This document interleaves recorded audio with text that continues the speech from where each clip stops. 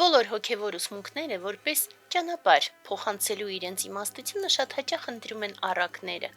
եւ այդպես բուդդայականության մեջ այդ առակները սուրբ մեծն ուսուցիչների կյանքից տարբեր դրվագներ են ու այդ թվում առաջին հերթին մեծն կատարյալի կյանքից եւ նախկին կյանքերից։ Եվ այդպես այսօր կդիտարկենք մի առակ, որը որ նորից դրվագ է մեծն կատարյալի կյանքից։ Կոչվում է Անգուլիմալայի մասին առակ։ Եվ այդպես մի օր մեծն կատարյալ Բուդդան, մեր ժամանակների Բուդդա Շակյամունին, իր աշակերտների հետ գտնվում է մի վայրում եւ մի օր հանկարծ գալիս են մարդիկ ու ասում են կողքի անտառում հայտնվեց հայտնի մի ավազակ Անգուլիմալա անունով։ Անգուլիմալը նշանակում է մարդ, ով կտրում է մատները։ Եվ ասում են, որ չարացած մարդկանցից եւ նեղացած ինչ-որ մի բանի համար նա ուխտ է ստանձնել, որ առնվազն 100 մարդ պիտի սպանի եւ ասեցին, որ ինքը հավաքում է վզնոց մարդկանց մատներից, ում սպանում է, կտրում է մատները եւ վզնոց է հավաքում եւ արդեն սպանել է 99 հոգի եւ հիմա փնտրում է 100-րդին։ Եվ այդպես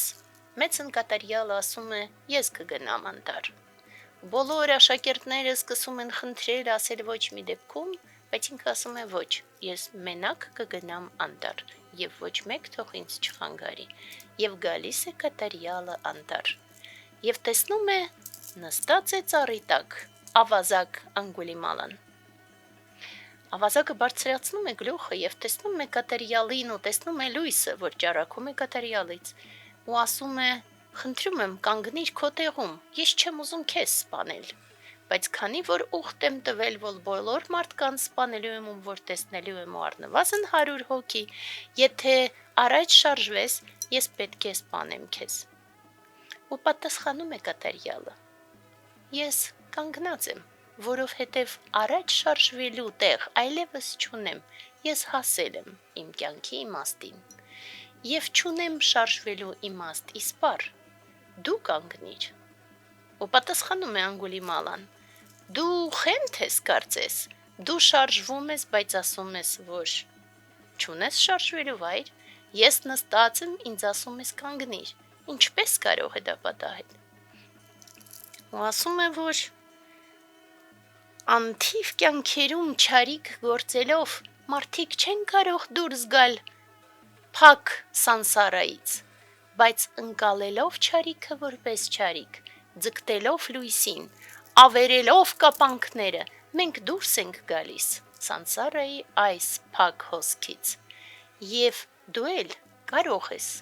դուրս գալ։ Ու այդ պահին ասում է Անգուլիմալան. ոչ, ես չեմ ուզում լսել դա եւ պետք է սպանեմ քեզ։ Ինքը ասում է սպանիր, թող ես լինեմ այդ վերջի 100-րդը, որից հետո հուսամ դու այլևս չես սպանի եւ ոչ մեկին, բայց մինչ այդ խնդրում եմ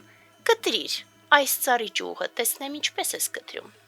Ու կտրում է Անգուլիմալան ծառի ճյուղը, ասում է իսկ հիմա հետ կպցրու այդ ծառի ճյուղը։ Ու Անգուլիմալան ծիծաղում է, ասում է, չէ, դու իրոք խենթ ես, անհնար է կպցնել հետ ճյուղը։ Ինքը ասում է, այո, հենց այդպես, երեխան էլ կարող է կտրել ճյուղ, բայց միայն իրական վարպետը կարող է այդ ճյուղը հետ դնել։ Եվ եթե դու չես կարող արարել, ինչպես ես համարձակվում ոչնչացնել։ Եվ այդ պահին Անգուլիմալան հասկանում է իր ամբողջ կյանքի սին լինելը եւ իր բոլոր սխալները եւ ընկնում է մեծն կատարյալի առջև ու խնդրում է, որ իրեն ընդունի որպես աշակերտ։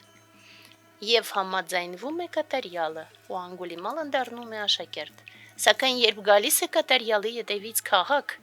ու գնում է քաղաք արդեն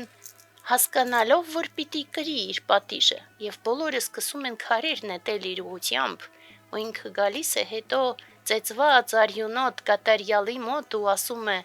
ես ընկալել եմ, որ չկա եւ ոչ մի հանցանք, որ չի ստանա իր պատասխանը, ու ես ստացա իմ բոլոր սխալների պատասխանները, ու այդ ամբողջը դեռ քիչ է ինձ համար, բայց ընկալելով բոլոր չարիքները, թող երբեք ես չանեմ այլևս սխալ, եւ թող իմ օրինակով այլևս եւ ոչ մեկ չգործի չարիք։ Եվ ողջունում է կատարյալը իրեն ու ասում. ապրես Անգուլիմալը, դու ճիշտ ճանապարհով ես գնում։ Եվ ինչ է մեզ համար այս առակը։ Առաջին հերթին իհարկե ամենակարևորը ոչ մեկ չի կարող խուսափել իր պատժից, եւ բոլորը ստանալու են իրենց պատիժը։ Բայց նաեւ մենք ունենք մեծագույն ավետարան, յուրաքանչյուրի համար արկա է փրկության ճանապարհը, եւ յուրաքանչյուրը նույնիսկ ամբողջությամբ սխալների մեջ ընկղմվածները կարող են փրկվել։ Անհրաժեշտ է առաջին հերթին ընկալել չարիքը որպես չարիք եւ հրաժարվել չարիքից, որից հետո գնալ ճիշտ ճանապարհով առ լույս։ Իսկ Բուդդայի ձեռքը միշտ բաց է, եւ եթե մենք որևէ բան չենք հասկանում, ապա պատճառը միայն մեր մեջ է։